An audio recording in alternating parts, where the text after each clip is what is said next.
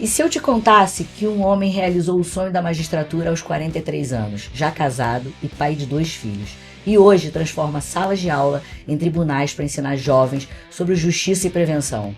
Eu sou a delegada Tatiana Queiroz e esse é o Delegada da UPAPO, onde a perseverança encontra inovação, onde magistrados saem do gabinete e vão para as escolas e onde um juiz prova que educação preventiva vale mais que 1000 sentenças. Hoje conversamos com o juiz Akira Sasaki, contemplado pela Medalha Tiradentes, autor de compilado jurisprudencial, juiz de direito que leva para as escolas de São João de Meriti, combatendo bullying, racismo e outras violências. Hoje é Sonhos que Viram Legado.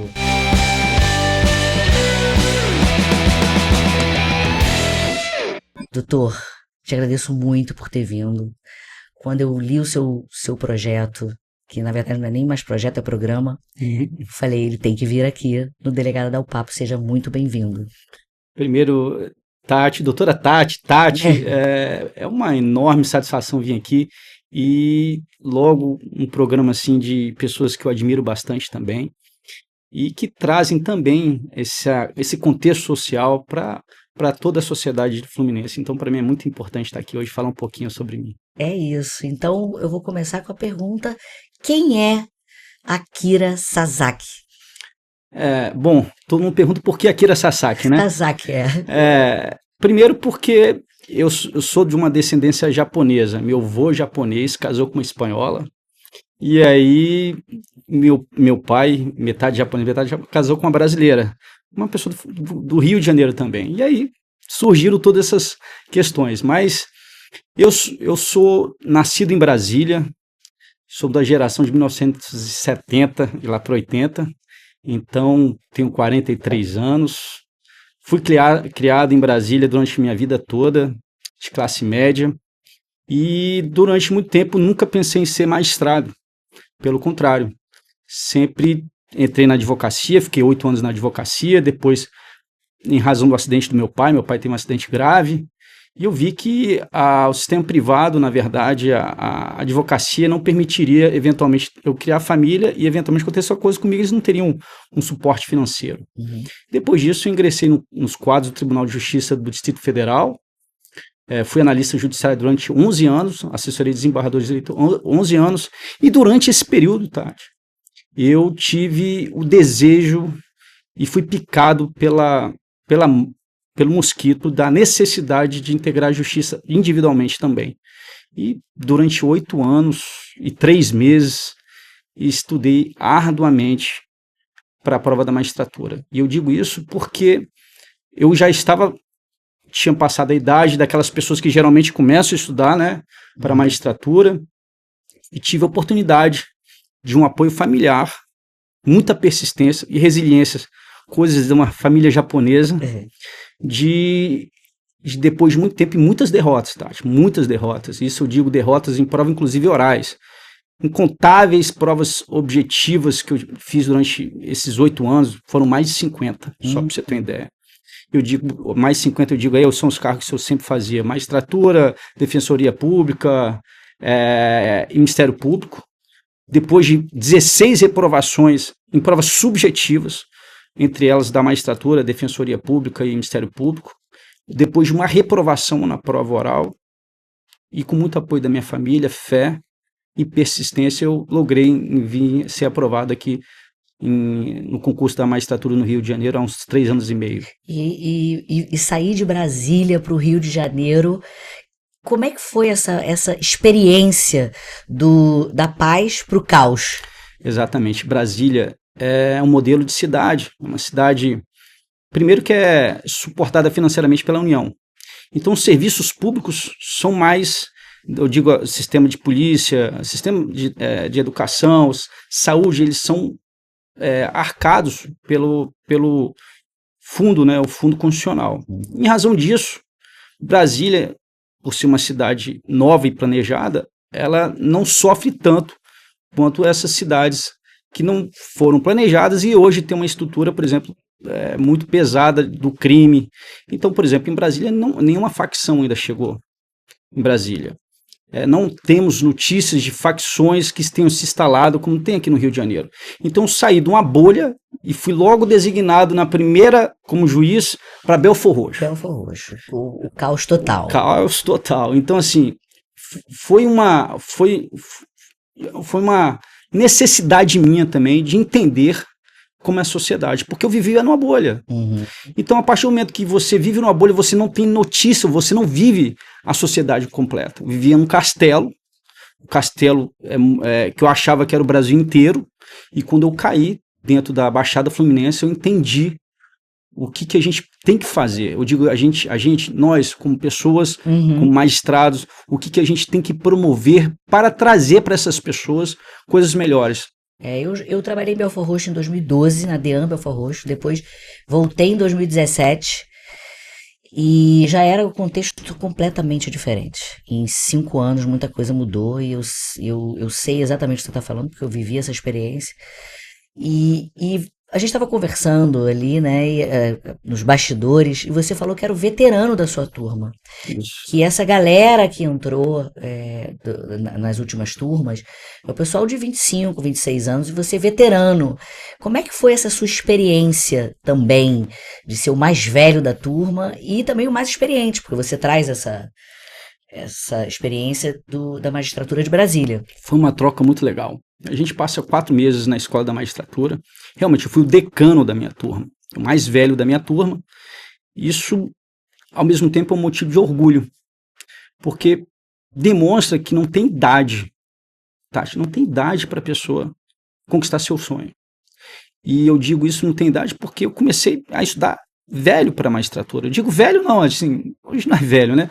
Mas as pessoas começam a estudar logo quem sai da faculdade. Eu não. Eu não tinha esse sonho idealizado na minha cabeça. Como eu te falei, eu comecei a criar esse sonho depois que eu ingressei no Tribunal de Justiça do DF, foi eu, sei lá, com 30 e poucos anos. Eu comecei a estudar para a magistratura 8 anos, ou seja, 33 anos, 34 anos. Ou seja, e para lograr êxito praticamente, foi com 43 anos. Então, assim, foi mais difícil para mim? Provavelmente. Certamente, porque eu já tinha filhos. Uhum. Eu tinha um filho, pra você ter uma ideia, Tati, meu filho mais novo tem hoje 11 anos. Ele nasceu, ele me viu a vida inteira estudando. Olha que loucura. Então ele estava minha esposa grávida, eu já estava estudando. Eu fui passar quando ele tinha 8 anos de idade. Então ele viu o esforço do pai dele. A minha filha, a mesma coisa. Minha filha tinha 4 anos. Você tem uma filha mais velha e ela até você deixou de estar com ela em diversos momentos e com ele também, né? Até os 8 anos, mas agora outra. Tati, e assim, para mim foi muito emocionante, porque a minha filha via eu diariamente chegando cedo, eu acordava 4 horas da manhã, antes de deixar eles para a escola, começava a estudar 4 horas da manhã. Tinha que deixar eles na escola umas 7, 7h30, então de 4 às 6h40, sei lá, mais ou menos, eu estudava.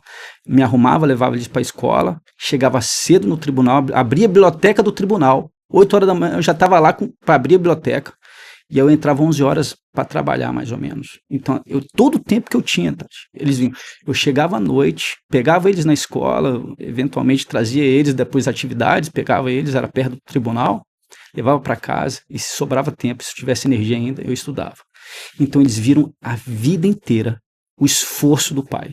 E quando eu passei na magistratura, minha filha escreveu uma carta muito linda. Isso me emociona até hoje, sabe? Ela fala, pai... Ela falou assim, ela tem uma sensibilidade muito grande, sabe, Tati? E eu ia receber naquele dia o resultado da prova oral.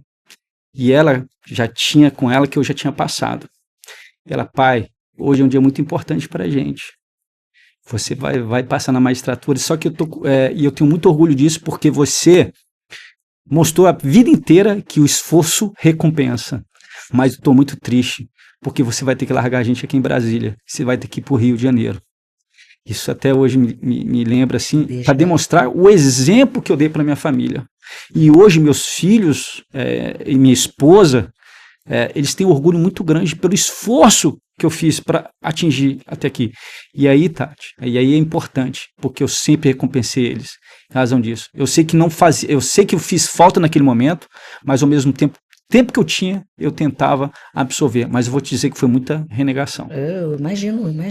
E a minha próxima pergunta é o seguinte: você foi lotado em várias criminais, em juizado, né, de violência doméstica, mas eu já percebi aqui que a sua família tem, tem muito impacto nessa sua visão, nessa sua empatia pela violência de gênero, até porque você tem uma filha mulher. Ah, Qual foi o caso que, que virou a sua chave para isso? Que você falou, preciso fazer alguma coisa para mulheres ou meninas ou jovens que...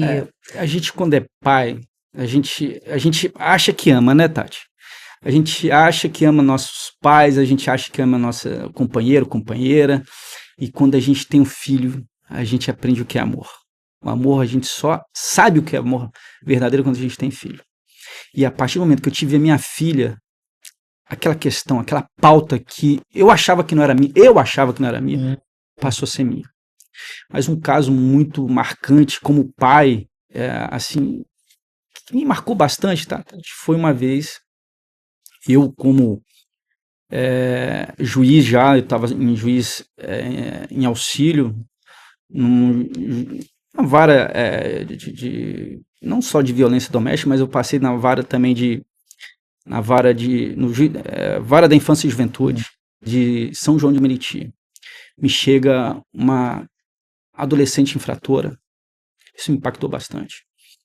E aí a gente faz aquela entrevista antes para saber os motivos pelos quais, né? E eu perguntei, você sabe escrever? Ela já na 9ª série, né? Você sabe escrever? Não, só sei assinar meu nome. Aí eu falei assim, não é possível. Você vê, tá na 9ª série, só sabe escrever o nome. Eu imaginei, eu tenho que fazer alguma coisa. Tenho que fazer alguma coisa para essa jovem, não só para jovem, mas para criança e adolescente. E aí foi de onde surgiu o júri simulado. Maravilha, o júri simulado que foi essa inovação que você trouxe. E fala mais sobre isso, o que é o júri simulado? A partir daí eu conversei com o promotor, conversei com a defensora, e eu era, na época, ao tempo, juiz da primeira vara criminal de São João de Meriti, que tem a competência cumulativa do Tribunal do Júri, e tinha dentro dos nossos jurados professores e coordenadores das escolas municipais de ensino médio, ensino fundamental. E aí, a partir desse momento, a gente começou a conversar com eles, e eu sugeri da gente fazer uma pauta para que esses adolescentes viessem à justiça e conhecessem os atores dessa justiça. Conhecerem não só os promotores, a defensora, o advogado, o magistrado, o oficial de justiça, conhecer ali os policiais que estão ali dentro, terem uma visão diferente do judiciário. O judiciário não é só aquele quem faz a repreensão. O judiciário tem que também fazer uma ação social para essas pessoas. E a partir daquele momento, eu me imbuí naquela necessidade de não só entregar a letra da lei, mas integrar cidadania para essas pessoas. E aí, em conjunto, a gente, com a Secretaria de Educação do município, a gente fez esse projeto. E assim, Tati, o mais importante, eu falo para todos os meus colegas, falo para todo mundo, o magistrado ele tem pouco tempo, mas se ele entregar alguma pauta, se ele tiver uma ideia boa de pauta, essa pauta você cria tempo. E o que mais te surpreendeu nessa jornada da criação, instalação e na recepção desses jovens? O que mais te surpreendeu no júri simulado? Tati, a desenvoltura desses jovens. Eu fazia como se fosse essas pautas de violência de gênero, de racismo, de bullying, e a gente não fazia, óbvio que a gente não fazia um crime, porque o Tribunal do Júri são crimes dolosos contra a vida. A gente fazia, o promotor me trazia uma denúncia de bullying, de racismo, a gente entregava para essas adolescentes quem fazia um sorteio entre eles, em quem seria o promotor, quem seria a defensora, quem seria os jurados, e eu ali presidindo. Então era um giro simulado mesmo. E depois, ao final, votavam e tal, e o discurso. E aí me chamou muita atenção, Tati, uma adolescente negra, ela tinha uma desenvoltura que incomodava os amigos. Incomodava. E ali me mostrou Tati, um negócio muito interessante. A posição de uma mulher inteligente, menina inteligente, criança inteligente, uma desenvoltura incomoda. E ela incomoda a ponto de ela era super inteligente, ela tinha um poder de argumentação. Eu falei, essa menina é promotora. Vai passar logo. E aí e isso demonstra que a gente precisa dessas meninas, adolescentes, em locais de posição que permitem as pessoas normalizar esse tipo de situação. Então, aquela adolescente negra, de origem humilde, e uma desenvoltura que eu nunca vi, Tati. A gente depois comentou no final, eu, o promotor, falei, que menina, essa menina vai ser uma promotora. Muito interessante. Vocês fizeram quantos júris simultâneos agora? Foram quantos adolescentes? É difícil, Tati, porque eu fazia uma vez por mês e fiz durante uns 6 meses, eu removi. Aí eu não posso entrar na pauta do colega que está agora. Mas a gente fez durante uns 8 meses, praticamente. Era uma vez por mês a gente fazia essa pauta. E a gente trouxe mais ou menos, cada aluno vinha cada escola trazia mais ou menos uns 50 alunos. É legal isso. Então foram vários. Agora um dia a coordenadora me chamou a atenção um dia. Mas não são só 300, vamos colocar 300 adolescentes, não são só 300, eles são multiplicadores, né? Exatamente. Então, quando você impacta ali, você causou, você modificou uma estrutura. Então isso é o mais importante. E o importante também, Tasha, além disso, que é justamente eles conhecerem a estrutura do judiciário, que o judiciário não está ali só para punir, que eles têm outras profissões, que eles podem ser também. Eles não precisam ser, apesar de viverem numa área de conflito, muito deles. Inclusive, essa foi uma pauta muito importante, que uma das escolas ela era praticamente um ponto de resistência do domínio do tráfico. Ela estava lá no alto, quando a professora me trouxe essa escola, ela falou para mim, Akira, você não sabe o orgulho que a gente tem de trazer essa escola para cá, porque ela é resistência dentro do ambiente de conflito. E quando esses adolescentes, essas crianças, né, que a média de idade qual era? 15, 14, 14, 15, 16 anos. Algum caso ali chegou até você, por exemplo, de violência doméstica, violência familiar? Porque alguns adolescentes comentam, algumas crianças comentam, né, que vivem isso em casa. Ou contam um caso como se fosse um vizinho, né? É aquele amigo, um amigo meu, né? Existiu algum caso desse para você ali? Não diretamente para mim, mas professores, e aí eu digo aquela questão que a gente tem que trazer, que nós homens não podemos ser cúmplices da violência de gênero, da violência doméstica e familiar. Um professor, ele trouxe uma pauta exatamente dizendo, essa menina sofria agressões do padrasto dentro de casa. E nós da escola levamos essa pauta, essa atitude para a delegacia, depois para o conselho tutelar. Então, foram professores que tiveram essa ideia, essa obrigação, na verdade, mas levaram, não deixaram isso acontecer. E foi de uma das meninas que estavam ali toda acanhada. E eu fiz questão de levar ela para sentar do meu lado, levar ela para minha sala, levar ela para conhecer todo o sistema judiciário ali da comarca. Isso me chamou muita atenção. Isso é interessante. E você estava na criminal e agora você está na civil. E a gente percebe também no civil, né, nas varas cíveis, essa questão da guarda, é família, né? Mas a gente também acaba que quando, por exemplo, a gente faz muita justiça itinerante, então a gente acaba pegando muito questão de guarda. E impacta muito essa questão das medidas protetivas do criminal nessa questão também do civil, da família. Estão todas relacionadas, né? Tanto é que a gente tem muita preocupação, Tati, nós magistrados, quando a gente faz o afastamento do lar do infrator.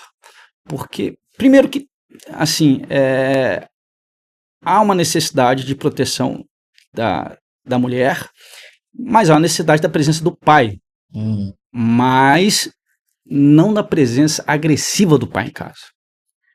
Então a gente tem que ter uma certa sensibilidade Primeiro, para que essa criança, que aí eu digo que a nossa maior pauta transformadora tem que ser direcionada a essas crianças e adolescentes, porque é um ciclo virtuoso. A gente sabe que a violência doméstica, ela não inicia do nada. A criança só viu os pais, o pai praticar violência na mãe, na avó, nos filhos, e ela normaliza aquilo.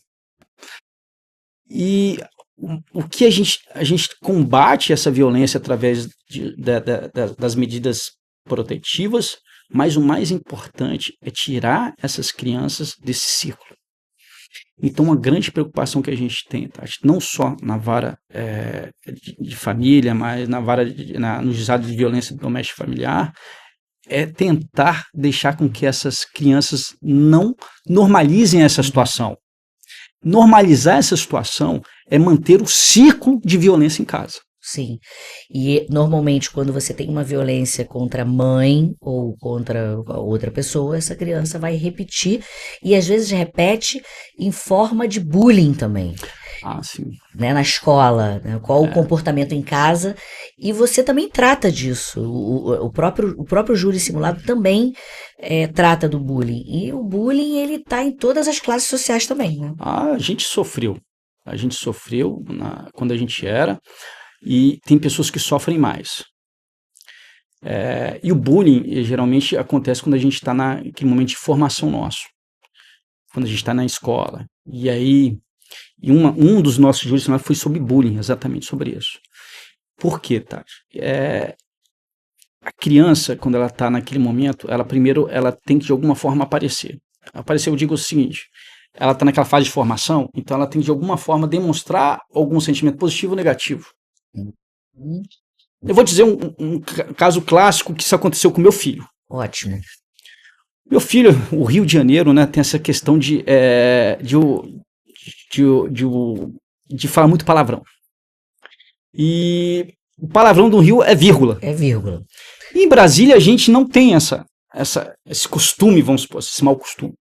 E meu filho, quando entrou na escola, a gente foi chamado porque meu filho, ele começou a falar muito palavrão na escola. E logo eu compreendi, ele está falando palavrão porque ele quer se enturmar. Porque ele quer se sentir como se fosse um cidadão carioca, normalizar, e aí ele começou a falar palavrão. Então a criança, ela faz isso na escola como uma forma de proteção, até de forma para se enturmar. E ela mal sabe que ela não tem na consciência, que ela está criando um novo ciclo de violência. Então e aí eu acho que seria uma medida inovadora, tá?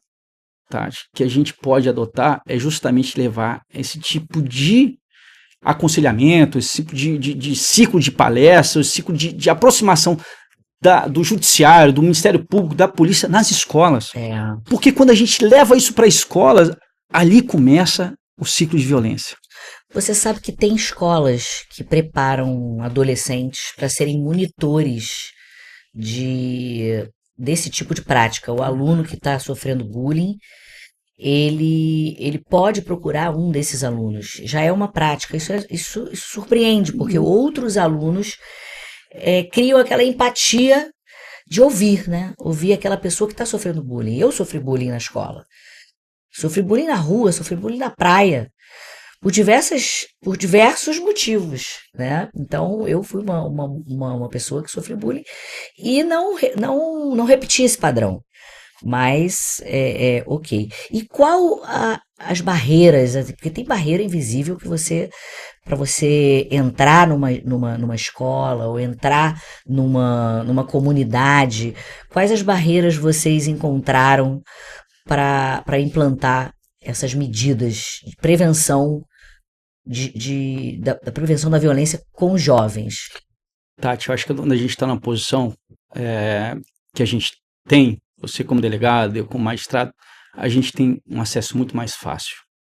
Esse acesso às escolas, ao município, se você tiver uma boa intenção, as portas se abrem para você.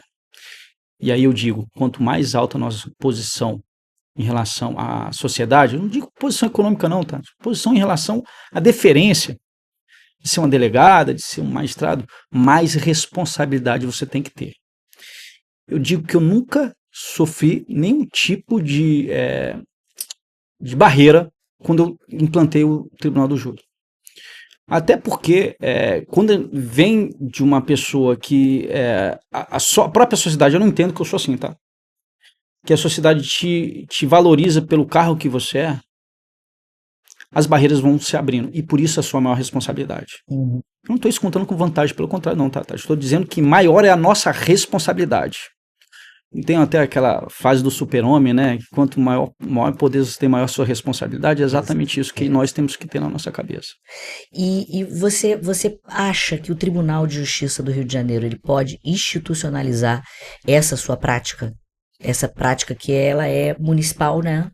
Mas o Rio de Janeiro tem diversos municípios e outros juízes também podem pegar a sua boa prática e levar para essas comunidades diferenciadas. Assim, depois que eu fui premiado, assim, depois que a Tia Ju me concedeu a medalha Tiradentes, nunca conheci, nunca falei com ela.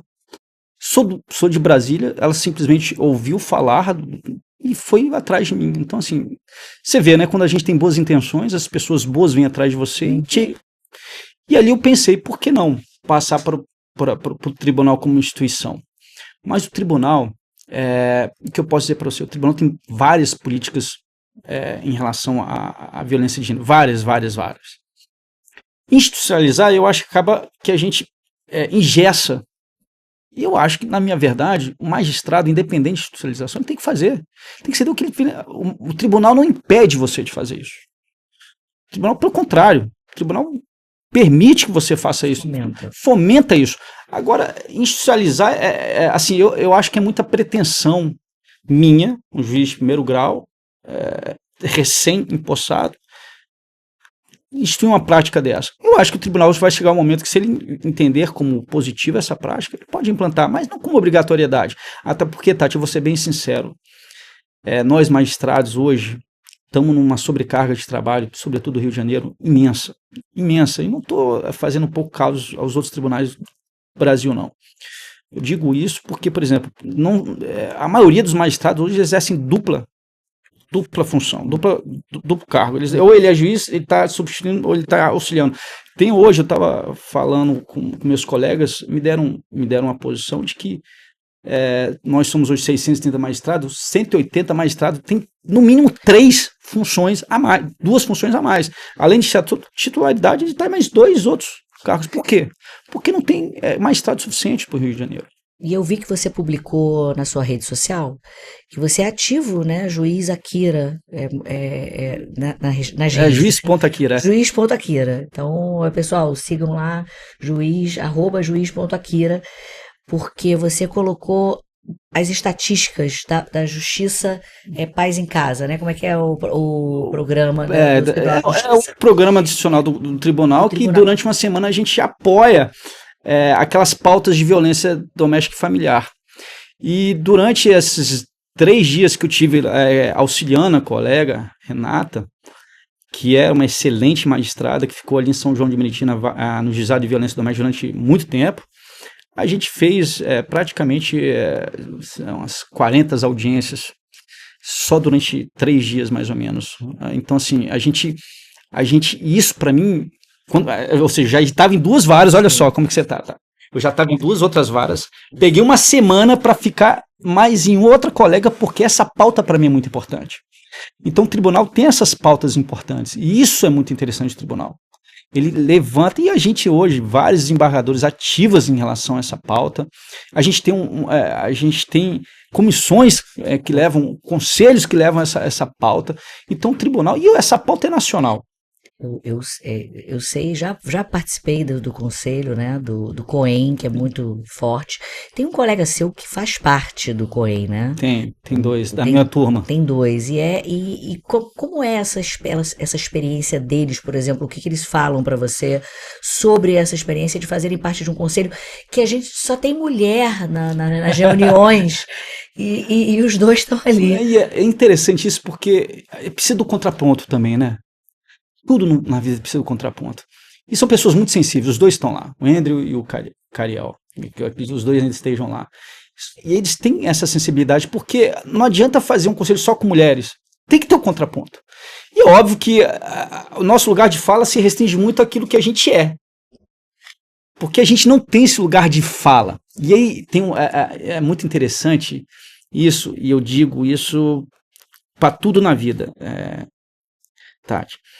A gente é aquilo que a gente vive e naquele momento. Isso tem um filósofo, Heidegger, que ele fala exatamente isso. A forma da nossa interpretação normativa, hermenêutica judiciária, é exatamente isso. Nós interpretando as normas dentro do ambiente que a gente vive, dentro do tempo que a gente vive. A Kira, que interpretava as normas dentro do Distrito Federal, é completamente diferente daquilo que eu interpreto hoje dentro de Belfort Roxo e São João de Meriti. A forma que eu interpreto a norma lá, em Brasília, não é a mesma que eu vim interpretar aqui. E a forma que meus colegas estão lá hoje, sendo absorvidos dentro daquele ambiente, eles vão levar essa pauta de vocês para fora. Então, por isso que tem que ter cada vez mais pessoas, homens dentro disso aí, porque eles vão ver uma interpretação diferente quando eles começam a viver esses mesmos problemas. Isso é interessante, porque o podcast ele foi criado para justamente falar desse papel dos homens, e você trouxe isso naturalmente, até porque isso já está bem naturalizado em você, na sua família e na sua turma, né, que são jovens e serão mais velhos daqui a 20 anos, são eles que vão estar lá nas câmaras, né, serão desembargadores, e aí uma nova perspectiva. E as mulheres nesse papel, na sua turma, vou colocar restrito na sua turma. Como é o comportamento de uma juíza recém-formada nessa jornada? Em relação vou falar até um pouco sobre o curso de formação. O nosso curso foi atípico. Mais de 70% foram homens. Mas por quê, Tati? Eu acredito. Porque a gente foi logo um momento pandêmico. E o que acontece? Esse momento pandêmico, as mulheres se restringem às atividades em casa. Em casa. Então, assim, eu admiro muito uma colega minha, que ela, com filho já, ingressou na magistratura, não velha, não digo mais velha, mas assim, não era tão jovem, e ali, para mim, demonstrou quanto é difícil para as mulheres se tornarem juízes, serem mãe. Isso é muito, foi para mim, ela é muito mais do que eu fui passando mais tarde, porque ela com filho, casada e tal, e no momento pandêmico. E a gente vê nesses momentos que é muito mais difícil para elas. Mas após a unificação da prova da magistratura, dentro da necessidade de formação conjunta de todos os magistrados, a Escola Nacional da Magistratura ela fez um programa de direitos humanos e de pauta de gênero também. Então elas foram formadas durante esse período para exatamente esse tipo de abordagem. Não só ela, mas nós homens também. Uhum. Porque nós somos machistas. Então 70% da turma foi forjada dentro desse contexto. Dentro do contexto. E engraçado, assim, as maiores preocupações delas, das mulheres, sobre essa questão de empoderamento. E essa abordagem é importante, porque elas serão juízas, e são excelentes juízas hoje, eu tenho certeza disso. Foram forjadas dentro da escola magistratura para serem excelentes e vieram dentro do estudo para serem, mas, de fato, esse momento pandêmico atrapalhou as mulheres no Brasil inteiro em relação ao ingresso na magistratura. Público, né? E aí a gente fala muito sobre liderança feminina, empoderamento, esse nome empoderamento, né? Liderança. E qual foi uma mulher que te causou um impacto nessa liderança feminina, nessa sua jornada? Quem você considera assim uma líder que pode arrastar multidões? Primeiro, como exemplo, foi essa colega minha que me mostrou assim quanto é difícil, porque eu convivi dentro do concurso da magistratura, eu vi quanto era difícil a gente se aproximar das mulheres com família, que tem uma dupla, tripla jornada, ou seja, trabalhava, estudava, trabalhava onde tinha que trabalhar, depois estudava e ainda em casa tinha que ser mãe e dona de casa. Então ela me foi um exemplo muito marcante. Depois disso, que eu entrei na magistratura, teve uma magistrada e hoje desembargadora, Adriana de Mello, que ela é uma excelente magistrada, ela mostrou que é uma liderança fenomenal nessa pauta de gênero do tribunal, e eu tive a satisfação dela ser minha juíza, que me acompanhou durante meu vitaliciamento, e ela hoje para mim é uma liderança dentro do Tribunal de Justiça do Rio de Janeiro, mas em todo o Brasil em relação a... E ela foi uma das que trabalhou junto daquele um protocolo muito interessante, que é o protocolo sobre protocolo de julgamento sobre perspectiva de gênero. Ela participou ativamente, né? E quando ela vinha dar aula para nós, os novos magistrados, ela trazia essa pauta, e para mim ela é uma pessoa, uma mulher, né? Uma mulher dentro do ambiente machista, e que ela hoje se destaca profundamente dentro do nosso tribunal. Então você falou de uma mulher e agora de um homem que tenha mudado a sua perspectiva. Eu sei que você fala do seu pai como um atleta, ele era atleta e você não foi atleta, mas a sua mentalidade é de atleta, porque você usa até as 8 derrotas para uma vitória, e que o atleta ele vive muito do segundo, do terceiro lugar para o primeiro, né? Para chegar ao primeiro lugar. E qual é a influência desse homem, que é o seu pai, na sua vida hoje como juiz de direito, pai, e um homem que batalha para a diminuição da violência de gênero, né? Para erradicação. Meu pai tinha vários defeitos. Inclusive sendo machista, misógino, né? Com a maioria de todos, né? Mas o meu pai, ele foi um atleta de ponta do judô. Meu pai foi atleta brasileiro da seleção brasileira de judô. Ele foi campeão pan-americano de judô. Foi várias vezes campeão brasileiro de judô. E ele, pra você ter ideia, ele era peso leve, foi campeão brasileiro absoluto. Ou seja, ele tinha uma técnica muito apurada. E um dos maiores exemplos que eu tenho do meu pai é em relação à persistência. Eu lembro que meu pai dizia, meu pai muito rigoroso, japonês rigoroso, e eu lembro que meu pai assim, não adianta. Se você quer ser bom, você não tem que fazer 10 entradas, não. Você tem que fazer 1000 entradas. Se você tem que ser bom, se o professor pede 100, você faz 2000, porque a repetição leva à perfeição. E só que meu pai era muito exagerado até demais com a criação dos filhos, no sentido de imposição, de restrição, mas isso me cunhou na minha resistência.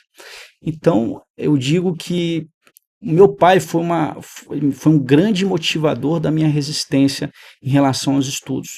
Meu pai foi, logo depois ele sofreu cedo, ele sofreu uma lesão no joelho, parou cedo no judô, e ele foi ser um servidor público e passou na Receita Federal. Foi auditor da Receita Federal. E meu pai, quando fui fazer o vestibular, engraçada essa história, meu pai já, sei lá, com uns 40 e poucos anos, não sei, chegou assim, você não vai passar... Meu pai era doido que a gente passava escola pública, faculdade pública. Vocês não vão passar em faculdade pública, não? Eu falei, pai, tô tentando, né? E eu até então não sabia nem o que eu queria, né? 17 anos. Eu vou ensinar vocês como passa em vestibular. Vou inscrever junto com vocês. Não é que o danado se inscreveu para a UNB e passou em primeiro em letras japonês? E não é que ele tem pior, não é isso não. Ele terminou. Método, né? Ele tem um método. Passar uma coisa, agora terminar. Então, ou seja, pra você ver, até nisso ele mostrou exemplo, né? Agora, ele tinha essa forma de mostrar. Por quê? Ele fazia isso e ele levava a gente pro tatame. Assim, eu vou ensinar você. Então, a gente não é só com oratória que a gente convence. A prática, a né? prática. A prática. Exatamente. E aí você hoje leva isso para os seus filhos e eles se tornarão também pessoas líderes. Você tem uma filha mulher, vai se tornar uma líder com certeza, com a estrutura desse paizão aí que eu sei. Eu tenho muito orgulho da minha mãe também, viu? Assim, a gente fala de pai, eu tenho tenho muito orgulho da minha mãe. Também tem vários defeitos, né, como nós temos, mas a forma que ela uniu a família, de separar, assim, eu tinha 11, 12 anos, mas a forma que ela tentou unir mesmo após a separação do meu pai, foi conflituosa. Então, vivi esse conflito da separação também, sabe? Convivi ou seja, sofri com isso também. E mesmo assim, ela foi uma pessoa persistente, manteve a família unida, sempre fazia eventos dentro de casa para trazer todo mundo unido, né? Então, assim, minha mãe também foi uma guerreira. Certamente, eu não seria hoje a personalidade que eu tenho se não fosse os dois. Muito bom isso.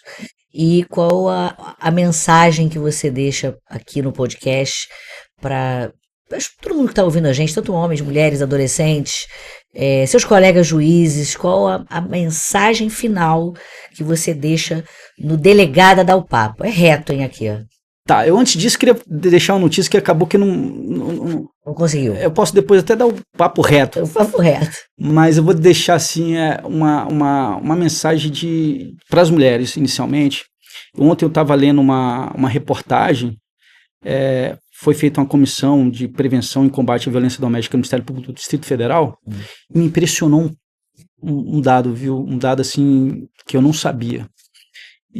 De 2015 a 2025 foi feito esse estudo de feminicídio, 215 ou 217 vítimas de feminicídio, e foi feito um estudo de que 70% delas não comunicaram, não se comunicaram para a delegacia, não levaram a conhecimento do poder público essa violência que sofriam dentro de casa. 80% das mulheres que morrem no estado do Rio de Janeiro não tem registro de ocorrência anterior, não tem medida protetiva definida. Por isso que a gente bate muito em cima desse assunto.